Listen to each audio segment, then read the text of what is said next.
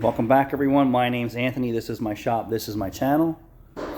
It's a quiet day here at the Quick Lube. I'm doing the U-joint on that 95 Wrangler, and I want to show you guys a trick that I do. I don't use a hammer. You see a lot of guys using a hammer. Does a hammer make sense when you're doing bearing type work? No. A lot of guys do it though because they don't care. I actually use joint press, and it is fast and efficient. Ball joint press and efficient. I'm not going to take you through that. I'm going to show you what I have right here.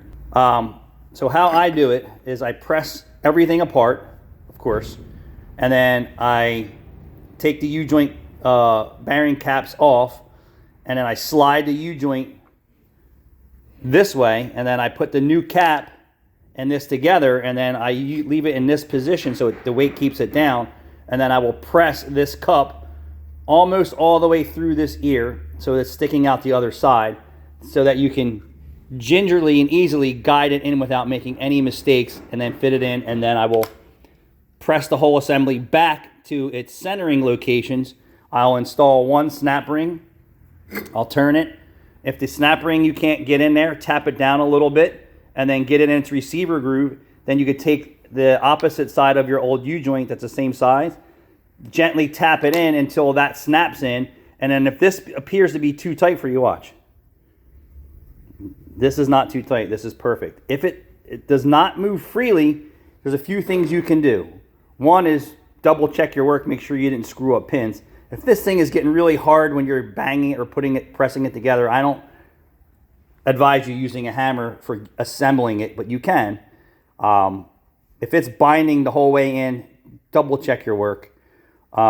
And if it's, you know that you didn't have problems getting your pins and everything, male and female aligned right, and it's just a little stiff where you're doing this, okay, see how it's like, it's just moves with it, simplicity touches.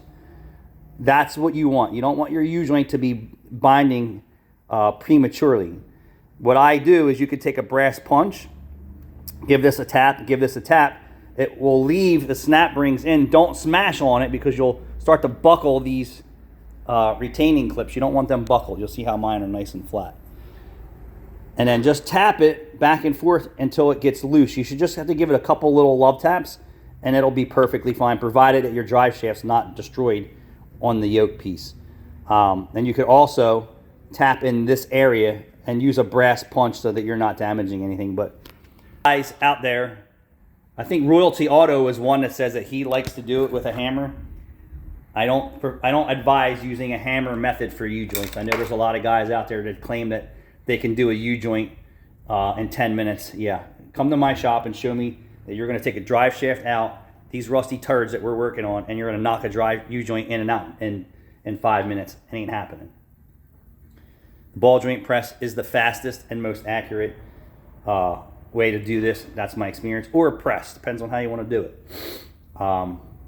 But yeah, I actually watched another video from Royalty Auto last night that he had just hired a girl mechanic, and nothing wrong with that. And they were doing a diagnostic together on Ford Fusion turbocharged vehicle, and the vehicle had an exhaust leak. I heard that as soon as they started it up. What he didn't mention in his video is that the support bracket from the engine block to the catalytic converter was missing. Somebody was just in there recently and replaced that catalytic converter.